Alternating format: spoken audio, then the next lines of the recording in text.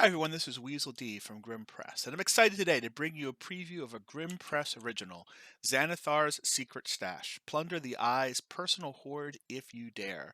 This 5e supplement contains a bunch of new magic items available for use in your campaign and can be found over on the DM's Guild. If you'd like to learn more about Grim Press, check us out on our website, join us on our Discord, stop by our Patreon page, or any of our other socials. The thing about magic items is you can never have enough of them. Players love to get them. In fact, I've got some players who prefer to talk about the magic item the character has more than the characters themselves. And as a DM, one of the things that you're trying to do is create those kinds of lasting memories for your players. Having a bunch of new magic items available for you is one way to do that. Speaking of memories, I want to talk about when I first started playing D&D as a kid, back with the blue box and the red box. And one of the things that really drew me in was the artwork. And I remember actually having a book, The Art of Dungeons and Dragons, that I looked through and I kind of got an idea of the immersive world that I live in. One of the things that I found really impressive about this supplement was the quality of the artwork. In fact, when I first looked at it, I found myself flipping through the items and looking at the artwork before I got into the items themselves. So if you'll indulge me for a minute, I think we should focus on some of the artwork here before we look at some of the actual items themselves. Grim Press did a great job at making sure that every item included in the supplement came with its own piece of art. There's nothing worse than buying a supplement with 100 items in it and only having one or two pieces of art. This art is very detailed and really helps bring alive these magic items in your campaign. Let's take a look at this armor of enduring health here. You can see the detail of the filigree put onto the pauldrons, the reflections. You can see this in the gorget here as well. If you take a look at this Chandlewood leathers, I love the knot work that's included on the leather, how it's stamped across the shoulders, across the breastplate, and down to the abdomen. Items such as this Faradin's platter can show the wear and tear that a magic item receives. They're all not shiny and perfect. Some of them are doing their job protecting their users. In this case, we can see the cracks in the wood, we can see some of the chips coming out of it, and some of the dents in the metal. Compare that to the items such as Saint Ambriel's breastplate, which is just this magnificent piece of golden armor with lions on the shoulders. You can see this filigree work throughout the chest piece worked straight into the armor, and you can see all the individual pieces of mail hanging down from below. The ram's horn breastplate is another example of where that filigree is just built directly into the metal itself, and that design is echoed on each of the pieces of the shoulders and throughout the entire piece of armor. Not only do the items themselves have artwork, but there are full page art pieces in here as well. This one's from an item set. Now I'll be getting to some of the item sets in a little bit while, but I want to show you this picture here first, and then we'll focus on the other picture when we visit the item sets later. This full page artwork here, I just love this wizard, right? I love the use of the recurrence of colors. You can kind of see he's kind of centered down the middle here by his beard. And on the one side, you got this real bright yellow, on the other side, this purple, this half and half yin and yang of good and bad. And that's reflected not only in his cloak, but in his staff. As you can see, the top half of his staff here is golden, and the bottom half of the staff here is purple. The detail on this is just like the items that we were talking about before, with these patterns and delicacies built throughout the robes and on the hems and all the different parts of this robes, really making this guy look pretty regal. Speaking of regal, let's check out this woman of some kind of nobility here. We can see the level of detail added to the hem of the cloak and the gown she's wearing, as well as in the ruffled collar she has, and on that same detail referenced again here in the shoulders and these poofy shoulders areas up here, and these pearls that are lining that. But when we take a little closer look at some of the other details here, this amulet she's wearing and the wand, both kind of giving off this purple glow, makes you think that maybe something more is going on here, and this item isn't as good for the wearer as it should be. Take a zoom in here on these hands, and we can see that the edges of the sleeves are all tattered and torn, something that's definitely not immediately noticeable at first glance. And it's that level of detail you're going to find throughout this supplement and all these items and full page artworks that we're taking a look at. I wanted to finish up on the artwork here by taking a look at these bracers. More often than not, when you see a pair of bracers, you see a simple piece of leather with maybe a piece of strapping holding it on. The diversity of those available in these magic items can be seen here in the artwork. We've got this bracers of discontinuity, the bracers of frost, and these butterfly bracers over here. This one matched with strapping and a buckle. This one's some strapping with individual rivets across the pieces of leather, and this one with some hardened leather followed up by some more supple leather underneath. But you can see the artwork and the detail colorization here. These aren't just boring pieces of armor that these peaks are wearing. Some of these magical items are unique pieces of art in themselves. And I think that you'll be impressed as you look at this artwork and you look at these items throughout your campaign. I think you're really going to be impressed with the way things turn out. All right, so let's see what's included here in the supplement. Table of contents shows us we've got a section on armor, item sets, consumables, staves, wands, weapons, and wondrous items. What I thought I'd do is pick out a few items to review with you that I thought warranted being highlighted, and then we can work through some of those. I'm going to save the item sets for last because that's something that's kind of unique here, and I think you'll really enjoy. Let's go back to that armor of enduring health that we were looking at earlier for the artwork, but I also want to cover it as far as an item goes.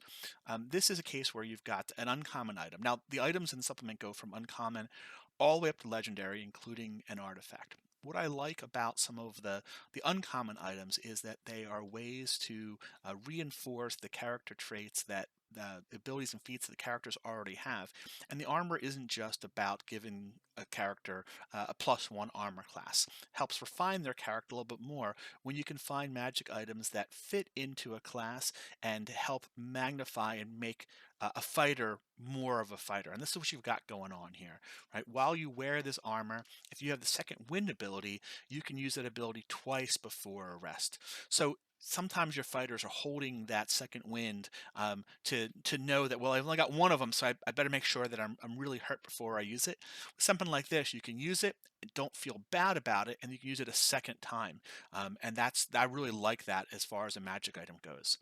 The hero's gauntlets are kind of an upgrade to that. This is a rare version, and it also reinforces and amplifies what it means to be a fighter. In fact, it can only be attuned by a fighter. In this case, what you've got is while you're wearing these gauntlets, this interacts with both your action surge and your second wind. When you use your action surge to take the attack action, you have advantage on weapon attack rolls until the start of your next turn. Man, I gotta tell you, when our half orc fighter uses his action surge and then he makes an attack and he misses, there's just this big letdown. Having heroes gauntlets like that really makes that character feel like they are the hero that they want to be. When they use their character's feats, that they're going to get reward and return for the actions they take. Furthermore, when you use your second wind ability, you regain an additional 2d10 hit points. Armor class gives you that benefit over time, but sometimes in a battle it's all about that one chance, that one defining moment when you're trying to stand back up and you're trying to keep on fighting, and that helps the story improve and be more memorable for your players. And this is the kind of item that helps them accomplish that. So I wanted to point that out. I do want to take a moment to point out the one artifact in here, Grimlore's Grimoire, kind of an ode to the authors themselves. This thing is just a really, really powerful artifact, as artifacts should be. Without giving too much away, I just wanted to think that it was a nice nod back to this, referencing not only the authors themselves, but referencing the Grimlore's Grimoire, which is available as a book of spells. So when you pick this thing up, check out the Grimlore's Grimoire as well. Speaking of items, I wanted to highlight consumables, right? It talks about the consumables here, and everybody is familiar with potions and scrolls. You use them, you lose them. This has a couple unique potions in here. I love, again, the artwork is always just magnificent, showing you the different kinds of potions. These aren't just simple glass bottles. The descriptions here tell you what the potions look like and what they smell like. But I really wanted to focus on these mushrooms and this bowl down here because, again, too often we think of consumables as just potions of scrolls. Introducing items that are edible but they're one-time foods, such as these various mushrooms, are a great way to add a little variety into your campaign. And nothing stops you from taking the more traditional potions that you're used to having and then delivering them to players in an alternate form, like these mushrooms. I also really like this Azure Allowed Bowl. It is a consumable item that's renewable. You get a limited number of uses of it, but then after time gets refreshed and you can use it again. So it's a somewhere halfway in between a full consumable and a permanent magic item. In this case, this is one that is giving your players temporary hit points as they kind of amass their armies and they get ready to enter into combat. All right, so I saved the item sets for last. For those of you who have played more traditional video games, and you know what it's like to go out there and collect the individual pieces of a set. You put them all together, and you get something that's bigger and better than the individual items themselves. Within the supplement, you've got several of these item sets available to you. I want to focus on the Summer Queen's fittings. One of the things the author points out is that item sets, just like in the video games you play, should be rare. They shouldn't be something you come across easily. And what they talk about here is that, it should be a momentous quest to assemble an entire set, the culmination of an entire campaign arc, for example. And I hadn't really thought about that before. What would it be like to have the purpose of the entire campaign arc be re- retrieving these items, whether you've been hired by somebody to retrieve them for as like a as a bounty kind of thing, or if perhaps one of your players is in fact the one who has hired you to go out and get these individual items and bring them back. So individually, what you've got several items. These can be found by themselves. We've got the bow of the Summer Queen, the bowl of Bestial Blessing, the Fey Striders, and the Fey Wild Dressings. And each of these items can do something entirely on their own. But when you collect all these items together and the same person has them, then you get additional benefits. Now, in this particular set, it's limited by the fact that you have to be in a forest terrain. Because of the storyline here belonging to this Fey Queen, this isn't something you get a benefit for in a desert. But while you're wearing it in a forest, in addition to all the regular um, boons and perks and advantages and things you get in these items, you get 5 additional benefits. You are permanently under the effect of a pass without trace spell. You've got advantage on dexterity, intelligence, and wisdom skill checks while in forest terrain. You always know where you are when in a forest terrain and can't be misled, even by magical means. You gain an additional +1 bonus to attack, and when you deal critical hits with the bow, you get to have the targets make a strength saving throw.